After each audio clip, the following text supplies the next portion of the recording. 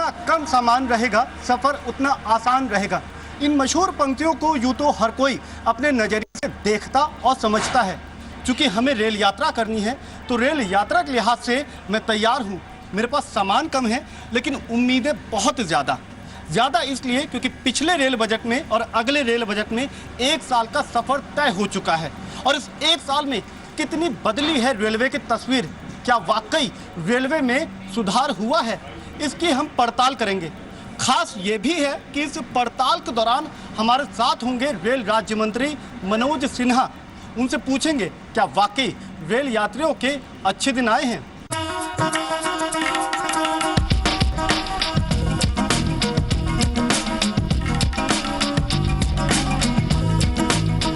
Sivaganga express में दिल्ली से बनारस तक का सफर हम तय कर रहे हैं। हमारे साथ है रेल राज्य मंत्री मनोज सिन्हा जी।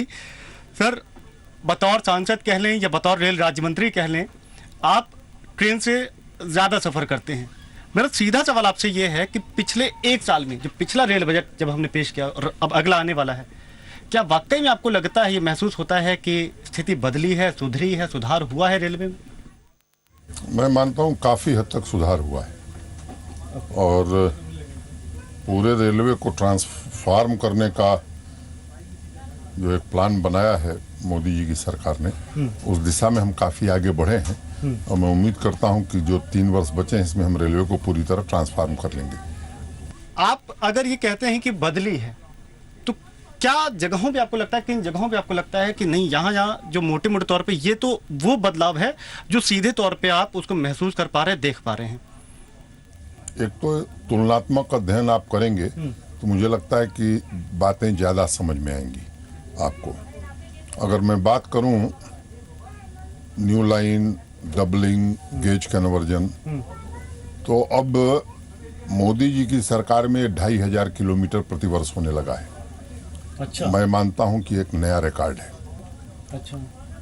दूसरा, जो लास्ट माइल कनेक्टिविटी जिस पर जोर नहीं देती थी रेलवे, जैसे मैं आपको बताऊं कि वाराणसी से चलिए दिल्ली तक वाया लखनऊ, कई खंडों में इलेक्ट्रिफिकेशन था, मुरादाबाद गाजियाबाद नहीं था।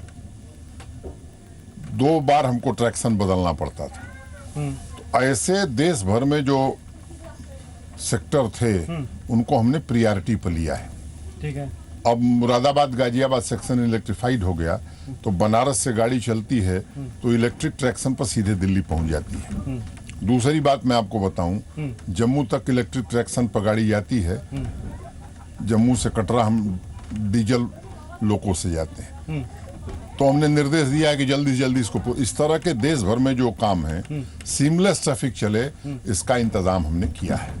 यानी कि ट्रेन तेज चले उसके लिए इलेक्ट्रिफिकेशन आपने किया है। केवल मैंने एक उदाहरण दिया इलेक्ट्रिफिक, इस तरह के कामों को हमने प्रियॉरिटी दी। ओके। दूसरा, जो सबसे बड़ी चुनौती रेलवे की थी वो थी कंजेशन की। 492 sectors of Indian railway were utilized more than 100% capacity.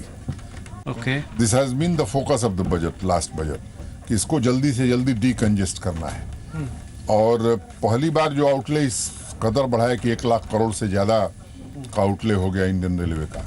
तो जहां जरूरतें थी, डबलिंग, ट्रिपलिंग, 4th लाइन के प्रोजेक्ट, लूप्स बनाना, बाईपास बनाना, इसको हमने प्रियॉरिटी पर लिया है।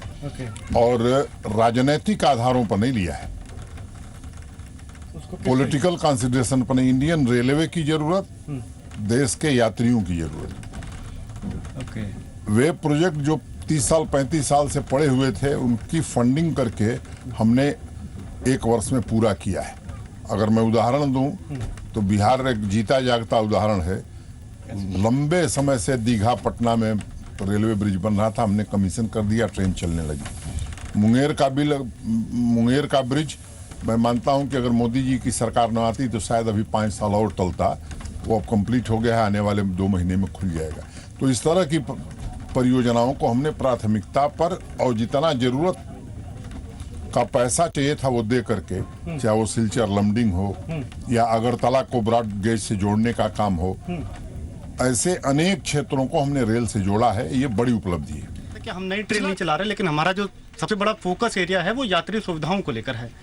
यानी कि वो सुविधाएं जो यात्री बतौर अपनी रेल यात्रा के दौरान सीधे तौर पे उसको महसूस कर सकते हैं, उसमें सुधार देख सकते हैं। क्या बदला है? थोड़ी उस बात को आप स्पष्ट तौर पर नहीं कह रहे हैं। हाँ। उन्होंने ये नहीं कहा था कि नई ट्रेन हम नहीं चलाएंगे।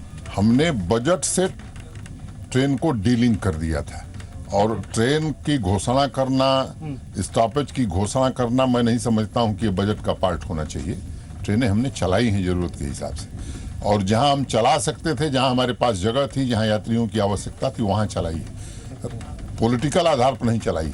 कैपेसिटी ऑगमेंटेशन हमारी प्रमुख प्रियॉरिटी है, और उस काम को हम तेजी से कर रहे हैं। ट्रेनें आगे भी चलेंगी, लेकिन बजट में ट्रेन अनाउंस की जाए, ठहराव स्टॉपेज अनाउंस किए जाएं, इसको हम बजट का पार्ट नहीं मानते हैं। लेकिन ट्रेन साल भर हम चलाए हैं, और अनेक ट्रेनें हमने चलाई।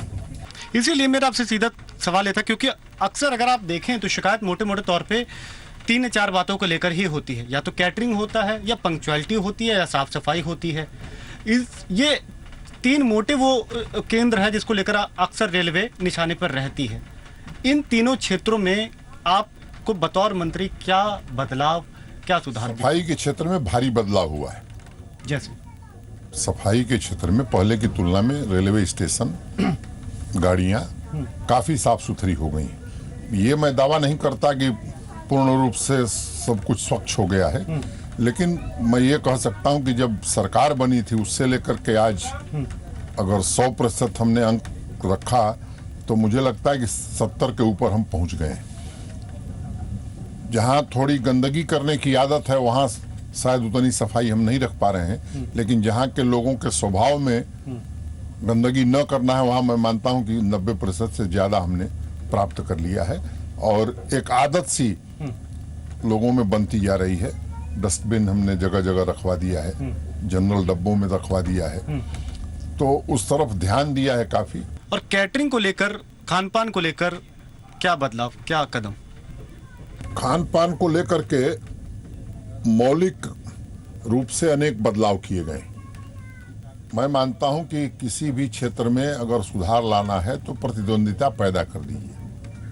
प्रतिद्वंदिता होगी तो गुणवत्ता में सुधार आएगा, और इसलिए अब विकल्प बहुत उपलब्ध है आपके पास। आप इस ट्रेन में यात्रा कर रहे हैं, चाहिए तो ट्रेन से खाना लीजिए, नहीं तो आपके पास विकल्प है, खाना कहीं से आप मंगा सकते हैं। और वो मजबूर हैं कैटरिंग वाले कि अगर खाना ठीक नहीं बनाएंगे तो लोग बाहर से भी खाना मंगा लेंगे। मैं समझता हूं कि ये एक अच्छी प्रक्रिया शुरू हुई है। अधिकांश ट्रेनों में हमने कर दिया। जो शेष रह गई हैं, कहीं कानूनी दिक्कतें हैं, अड़चने हैं, तो उनको छोड़ करके इसका विस्तार हम करते जा रहे हैं। और एक समय आएगा जल्द ही कि हर ट्रेन और हर स्टेशन पर आप ठीक ठाक स्टेशन पर आपको भोजन उपलब्ध रहेगा, अच्छी क्वालिटी का उपलब्ध रहेगा। तो इस मामले में भी काफ़ी सुधार हुआ है। जब भी शिकायत मिल रही है तो सीधे तौर पर रेल मंत्री जी, हम या रेलवे बोर्ड के अध्यक्ष या हमारे मेंबर ट्रैफिक, हमारे जनरल मैनेजर्स, 1-1 लाख तक की अनेक पेनल्टियां हमने की हैं, तो कड़ाई से इसका हम पालन करा रहे हैं। एक सवाल सर, अगला जो रोड मैप हो उसको देखते हुए एक सवाल जोड़ना चाहूँगा कि हमने पिछले बजट में देखा था कि अर्निंग पर ज़्यादा ध्यान था, कि आपके पास पैसे ज़्यादा कहाँ से आए, उस पर फोकस ज़्यादा था। क्या इस बार भी इस तरीके के विकल्पों को तलाशने की कोशिश रहेगी? स्वाभाविक रूप से अगर पैसा नहीं आएगा तो लोगों का वेतन, लोगों की पेंशन, यात्री सुविधाओं में वृद्धि कैसे हम करेंगे? क्योंकि प्राइवेट प्लेयर ज़्यादा स्वाभाविक रूप से इन कामों को हम वरीयता देंगे।